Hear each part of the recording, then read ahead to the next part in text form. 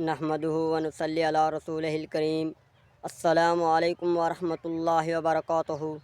سامعین محترم، آج کی میری تقریر کا موضوع حضور صلی اللہ علیہ وسلم کا لیلۃ القدر کی فضیلت حاصل کرنے کے بارے میں ہے کہ حضور صلی اللہ علیہ وسلم یکم رمضان المبارک کو لیلۃ القدر کی فضیلت حاصل کرنے کے لیے اعتکاف بیٹھ گئے۔ 10 راتیں گزریں، ابھی تک کوئی اشارہ نہیں ملا تو حضور صلی اللہ علیہ وسلم کے پاس جبرائیل علیہ السلام تشریف لائے۔ انہوں نے کہا کہ جس رات کی تلاش میں آپ اعتکاف بیٹھے ہیں وہ رات ان راتوں میں نہیں ہے، وہ آئندہ والی راتوں میں ہے۔ تو حضور صلی اللہ علیہ وسلم کے ساتھ اور ساتھی بھی بیٹھے ہوئے تھے اس رات کی فضیلت کو حاصل کرنے کے لیے۔ حضور صلی اللہ علیہ وسلم نے ان کو کہا کہ میرا خیال تھا کہ وہ رات ان پہلی 10 راتوں میں ہو، مگر اب میرے پاس جبرائیل علیہ السلام تشریف لائے ہیں۔ انہوں نے مجھے بتلایا ہے کہ وہ رات ان راتوں میں نہیں ہے، وہ رات آئندہ والی راتوں میں ہے۔ میں نے 20 تاریخ تک اعتکاف بیٹھنا ہے۔ آپ بھی، جو تم میں سے بھی ہمت کرے وہ بھی بیٹھے۔ تو حضور صلی اللہ علیہ وسلم 20 تاریخ تک اعتکاف بیٹھے۔ جب ابھی تک کوئی اشارہ نہیں ملا، کوئی پتہ نہیں چلا، تو جب 20ویں رات پوری ہو گئی تو جبرائیل علیہ السلام پھر تشریف لائے اور کہا کہ جس کی تلاش میں آپ ہو وہ رات آئندہ راتوں میں ہے، وہ رات ان راتوں میں نہیں ہے۔ تو حضور صلی اللہ علیہ وسلم نے کہا کہ رمضان المبارک کے آخری عشرہ میں لیلۃ القدر کو تلاش کرو۔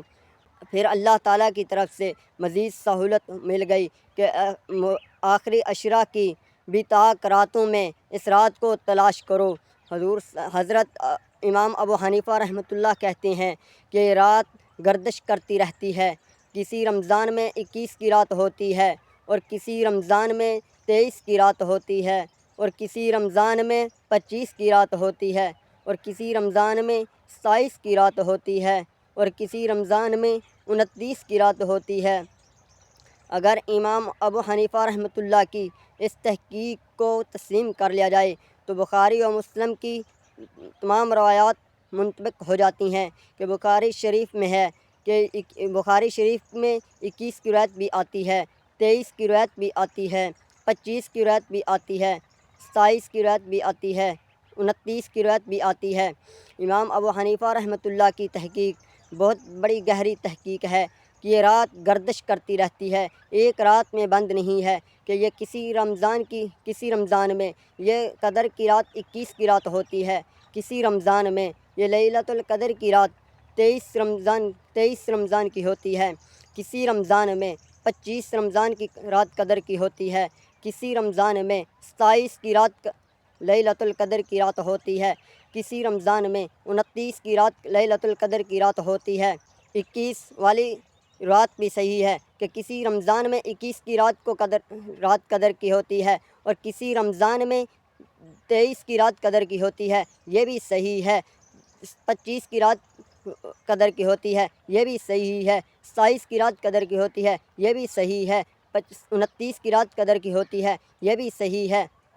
اور یہ بہت اہم رات ہے، اور جو چیز اہم ہوتی ہے اس کو راستے میں نہیں رکھا جاتا، اس کو سامنے نہیں رکھا جاتا، اس کو چھپا کر رکھا جاتا ہے۔ جتنی چیز اہم ہو اتنی ہی زیادہ اس کی حفاظت کی جاتی ہے، اتنا ہی زیادہ اس کو چھپایا جاتا ہے۔